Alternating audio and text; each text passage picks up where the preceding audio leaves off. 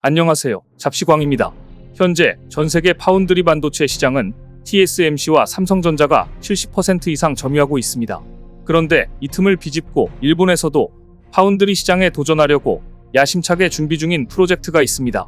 바로 일본 정부 주도로 설립된 파운드리 반도체 기업 라피더스인데요. 기시다 총리가 일본 경제를 살리기 위해 막대한 지원금을 쏟아부으며 준비한 이 기업이 그런데 최근 한국에 항복 선언을 하며 위기를 맞았다고 합니다. 한국에 덤비지 않겠다는 폭탄 발표를 했다고 하는데요. 라피더스 설립 초기에는 삼성전자의 공정기술력을 따라잡겠다더니 어떻게 된 일일까요? 오늘은 이와 관련해서 자세히 알아보겠습니다.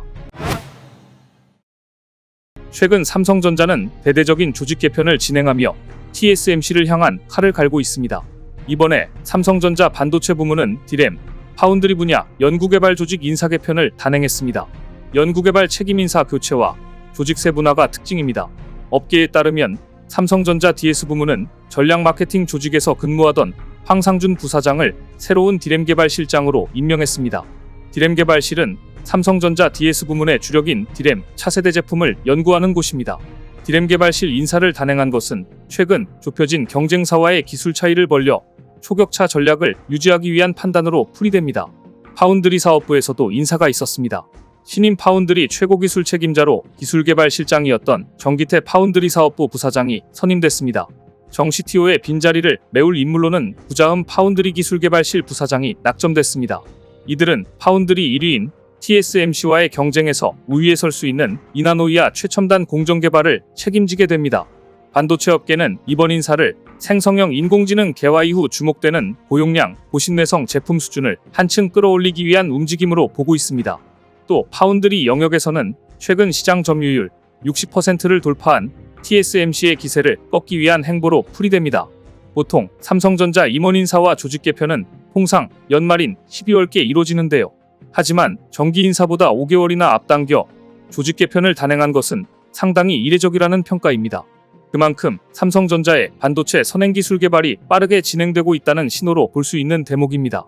삼성전자는 세계 디램 시장에서 40% 이상의 압도적 점유율을 차지하는 회사입니다. 하지만 최근 고대역 폭메모리 HBM 분야 기술 측면을 봤을 때 삼성전자와 SK하이닉스 간의 격차가 점차 줄어들고 있다는 평가가 나오면서 주력인 디램 기술을 강화해 격차를 벌리겠다는 포석입니다. 물론 파운드리 분야에서는 역전 가능성을 높일 고급 기술이 절실합니다. 삼성전자는 2019년, 2030년 시스템 반도체 1위 비전 아래 최첨단 기술 개발과 고객사 확보에 매진하고 있지만 아직까지 TSMC와의 점유율 격차를 좁히는 것은 시간이 걸리고 있습니다. 따라서 삼성전자는 반도체 시장의 우려를 불식시키고 현실적 문제를 타개하기 위한 극약 처방으로 조직 세분화, 리더급 인사 변화를 선택한 것으로 풀이됩니다. 한 업계 관계자는 디램 매출 1위가 결코 기술력 선두를 보장하지 않고 미래의 위상을 결정지을 수 없다며 혁신적인 인사와 시스템 개선이 필요하다고 진단했습니다. 이렇게 끊임없는 노력이 점차 결실을 맺고 있는 것인지 최근 삼성전자 파운드리가 최근 미세 공정 수율이 상당히 개선되며 잠시 이탈했던 고객사를 재확보할 가능성이 커진 것으로 분석되고 있습니다. 업계 관계자는 11일 삼성전자 파운드리는 수율 개선, GAA 공정 선점 등으로 고객사 유치 가능성이 높아졌다며 엔비디아, 퀄컴, AMD의 수주를 확보할 가능성이 있다고 분석했습니다. 작년에 삼성전자 파운드리는 10나노 미만 공정부터 제품 출시가 일부 지연되고 수율 개선에 더딘 모습을 보여주면서 고객사 일부가 TSMC로 이탈했었습니다. 특히 퀄컴과 애플은 삼성전자 DS 사업부와 경쟁 관계이기 때문에 TSMC 대비 고객사를 유치하기가 불리했습니다. 삼성전자 파운드리 고객사들은 10나노부터 순차적으로 애플, 엔비디아, 퀄컴이 이탈했으며 2022년 기준으로 봤을 때 TSMC의 설비 투자와 생산 능력은 삼성전자 파운드리 사업부의 3배까지 커진 상황이었습니다. 또한 7나노 미만 초미세 공정에서 TSMC의 점유율이 90%까지 오르며 두 회사의 격차가 벌어졌습니다. 하지만 올해 들어 삼성전자 파운드리 초미세 공정이 빠르게 안정화되면서 수율이 확 올라갔습니다. 실제로 올해 삼성전자 파운드리의 4나노 수율이 75% 이상, 3나노 수율은 60% 이상일 것으로 추정되면서 이탈했던 고객사들을 재확보하기 유리해질 것으로 전망되고 있습니다. 11일 전자업계에 따르면 삼성전자의 3나노와 4나노 공정 수율은 각각 60% 이상, 75% 이상으로 추산됩니다. 업계에서는 3에서 4나노를 비롯한 최첨단 공정 수율이 60%를 넘어서면 안정적 수준이라고 평가하고 있는데요. 작년까지 있었던 TSMC와의 수율 격차를 상당 부분 줄인 것으로 확인됐습니다.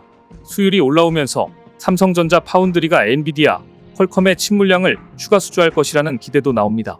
현재 칩 대부분을 TSMC를 통해 위탁 생산하는 엔비디아와 퀄컴에서도 최근 삼성전자에 칩을 주문하려는 움직임이 실제로 나오고 있기 때문입니다. 삼성전자로 주문을 분산해 공급망을 안정적으로 관리하기 위해서입니다. 이와 같이 삼성전자가 단기간 내 수율을 개선한 배경에는 업황부진이 있을 것으로 추정됩니다. 반도체 업체들은 설비 투자가 줄어드는 상황에서도 선단 공장 연구개발 비용을 크게 줄이기 힘듭니다. 공장 가동률이 낮아지면서 삼성전자는 테스트 웨이퍼 투입량을 늘렸는데 이 과정에서 7나노 미만 초미세 공정 수율이 개선된 것으로 보이는데요. 전문가들은 메모리 반도체 업황부진이 오히려 삼성전자 파운드리의 기회가 된 것으로 보이며 다시 한번 주요 팹리스 업체를 고객사로 유치할 가능성이 높다고 전망하고 있습니다. 게다가 TSMC의 평균 판매 단가 증가로 팹리스 고객사들의 파운드리 이원화 수요가 증가하고 있다는 점은 삼성전자 파운드리가 다시 도약할 수 있는 계기가 될 것이라고 내다봤습니다. 반면에 바로 옆 일본의 반도체 상황은 심각합니다. 앞서 일본 정부에서 삼성을 잡겠다며 야심차게 준비했던 반도체 기업 라피더스는 최근 갑작스럽게 전략을 대폭 수정했습니다. 설립 초기에는 삼성전자의 공정기술력을 따라잡겠다더니 도저히 답이 보이지 않자 한국에 덤비지 않겠다고 선언하기에 이르렀는데요. 일본이 잃어버린 반도체 위상을 되찾겠다며 반도체 투자에 공격적으로 나서고 있지만 크나큰 현실의 벽에 부딪히고 만 것입니다. 기시다는 미 중반도체 패권 경쟁 속에 자국 중심의 반도체 공급망을 강화하겠다는 전략을 펼치고 있지만 잘 안 되는 모양인데요. 일본은 메모리 반도체는 한국에 주도권을 내줬지만 반도체 근간이 되는 소재, 부품, 장비엔 여전히 경쟁력을 갖고 있긴 합니다. 물론 이를 볼모삼아 한국에 수출 규제를 내렸었지만 그마저도 잘 되지 않았었죠. 어찌됐든 소부장을 발판 삼아 자국 기업뿐만 아니라 해외 기업 유치에도 최근 적극적인 행보를 보이고 있는데요. 업계에 따르면 최근 일본은 반도체 공급망 강화를 위해 반도체 기업 투자에 나서고 있습니다. 13일 니온게이자이는 일본 정부가 웨이퍼 생산 세계 2위인 섬코에 약 750억 엔, 하나로 약 7천억 원 규모의 보조금을 지급한다고 밝혔습니다. 일본 정부의 지원 자금은 섬코가 투자하는 돈의 무려 3분의 1에 해당합니다. 미, 중 반도체 갈등 속에 공급망 확보가 원활치 않자 선제적 투자에 나섰 분석입니다. 앞서 일본 정부는 반도체 산업 재건을 천명했습니다. 기시다 후미오 일본 총리는 지난달 새로운 자본주의 실현 회의를 열어 반도체, 배터리, 바이오 산업, 데이터 센터 등 4개를 전략 분야로 선정했습니다. 특히 갈수록 존재감이 옅어지고 있는 일본 반도체에 힘을 싣겠다고 강조했습니다. 일본 반도체는 세계 시장 점유율이 절반에 달하다 1990년대 중반 이후 국제 무대에서 입지가 좁아졌습니다. 미국에 이어 한국과 대만의 기술력이 급성장하면서 설 자리를 잃은 것입니다. 일본 정부는 반도체 산업 육성 전략을 발표한 이후 세계 반도체 기술 경쟁에도 다시 가세하기 위해 라피더스라는 반도체 기업을 설립했습니다. 라피더스는 지난해 11월 차세대 로직 반도체 국산화를 목표로 도요타, 소니, 키옥시아 등 일본의 주요 기업 8곳이 출자한 신설 법인입니다. 자율주행, AI 분야 등에서 활용되는 로직 반도체를 개발할 예정이며 향후 10년간 5조 엔의 설비 투자를 계획하고 있습니다. 사실 상당수의 자금이 일본 정부에서 나온 것입니다. 그런데 최근 큰 문제가 발생했습니다. 돈은 계속해서 투자하고 있지만 실제로 너무나도 높은 기술 장벽에 부딪힌 것입니다. 그러자 결국 한국과 싸움을 피하는 방향으로 전략을 대폭 수정하기로 결정했습니다. 니온게이자이 등 외신 보도에 따르면 최근 라피더스는 본격적으로 물량 경쟁에 뛰어드는 일을 피하겠다는 계획을 내놓았습니다. 코이케 아치요시 라피더스 사장은 인터뷰에서 2027년까지 2나노 미세공정 반도체 양산 체계를 구축하겠다는 목표는 변하지 않았다고 밝혔습니다. 그러나 파운드리 분야에서 삼성전자, TSMC 등 경쟁사와 정면으로 대결하게 될 가능성은 낮다고 강조했습니다. 라피더스가 특정 분야 반도체에만 집중할 계획을 세우고 있는 만큼 거의 모든 산업 분야에 쓰이는 반도체를 위탁 생산하는 삼성전자, TSMC와 방향성이 다르다는 것입니다.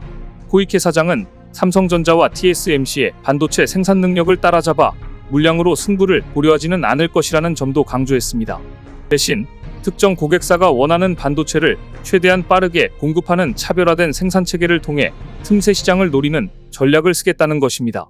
하지만 이 또한 쉽지 않아 보이는데요. 라피더스가 설립 초기에는 삼성전자와 TSMC의 공정 기술력을 따라잡겠다며 경쟁 의지를 앞세웠으나 최근 태도를 바꾼 원인은 여러 현실적 측면 때문으로 분석됩니다. 우선 라피더스가 이미 삼성전자 및 TSMC의 수십 년은 뒤처진 시스템 반도체 기술을 수년 안에 추격하겠다는 목표는 사실상 불가능합니다. 삼성전자와 TSMC를 상대로 물량 경쟁을 벌이기 어려운 만큼 제한된 분야에서만 반도체 위탁 생산을 진행하겠다는 계획을 두게 된 셈입니다. 그러나 지금 실제 아무런 공정도 없으며 IBM에서 일부 기술 이전만 받은 상태인데 갑자기 최신 기술인 2나노를 생산하겠다고 뛰어드는 것부터 자체가 문제라며 결국 세금만 까먹게 될 것이라는 비판적인 의견이 지배적입니다. 실제로 라피더스는 현재 건설 중인 홋카이도 공장 투자에도 대부분의 정부 보조금을 받기로 했습니다. 사실상 모든 것이 일본인들의 세금으로 이루어지는 것인데 답이 보이지 않는 것이죠. 또 코이케 사장은 라피더스의 미세공정 반도체 양산에 대략 500명의 엔지니어만 활용하겠다고 했는데요. 삼성 등 글로벌 반도체 기업들은 매년 수천 명을 신규로 채용하고 있다는데 비춰보면 턱없이 적은 숫자입니다. 결국 라피더스는 삼성전자, TSMC와의 정면 대결을 피한다고 밝히며 오히려 한국에게 도움을 요청하기에 이르렀습니다. 기시다 후미오 일본 총리는 갑자기 삼성전자를 비롯한 해외 반도체 기업 7곳에 일본 내 투자 확대를 요청하며 정부 차원에서 적극 협력하겠다는 계획을 내놓았습니다. 일본이 자체 기술 개발과 자국 기업의 투자로 글로벌 반도체 시장에서 영향력을 높이기는 이미 늦었다는 판단에 따라 적극적으로 해외에 손을 내밀고 있는 것입니다. 결국 일본 정부 입장에서는 라피더스를 앞세워 해외 주요 경쟁사와 대결하는 것보다 이들의 투자를 적극적으로 유치하는 일이 실익을 확보하는 데 기여할 수 있다는 것입니다. 이처럼 일본이 큰 기술 장벽에 부딪혀 반도체 늪에서 허우적대고 있는 가운데 삼성전자는 단기간에 TSMC를 뛰어넘는 기술력을 보여주며 맹렬히 추격하고 있습니다. 앞으로 2030년 시스템 반도체 1위 목표보다 더 빠르게 현실로 다가오길 바라겠습니다. 오늘 준비한 소식은 여기까지입니다. 댓글을 통한 여러분들의 많은 의견 기다리겠습니다. 시청해주셔서 감사합니다.